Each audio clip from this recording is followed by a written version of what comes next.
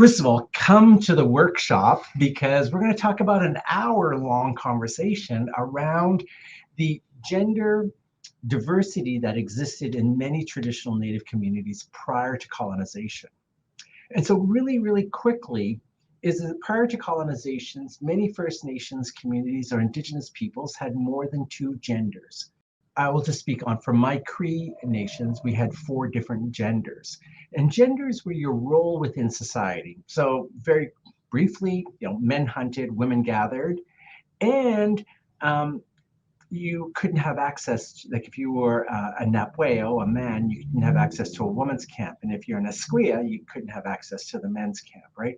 And so if there was ever imbalance or disharmony amongst these two camps, you couldn't exchange, right? But us as a Yaqui, that was our gender, we had equal access and unfettered access to these two camps. And so we played this mediator role. And I also want to highlight what two-eyed seeing approaches, like if we think of glasses, right? One as the Western eye and all of the strengths and perspectives that that Western perspective brings, and then one as the Indigenous eye, or honoring and centering Indigenous perspectives, frameworks, and practices. And this teaching comes to us from Elder Albert Marshall, who's Mi'kmaq.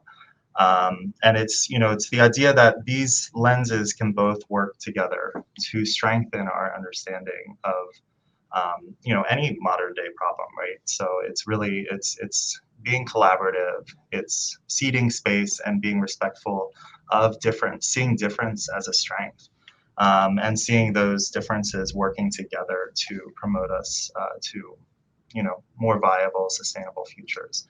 There will be a lot of time to talk. There will be a lot of discussions with us, but also with audience members. And we're really hoping that when you leave, you have a better appreciation of what Two-Spirit is. You have a better appreciation of what, being an ally is, and also how you can show up for Indigenous queer folks and other Two-Spirit members of the community. And just thinking more critically and taking that into your lives.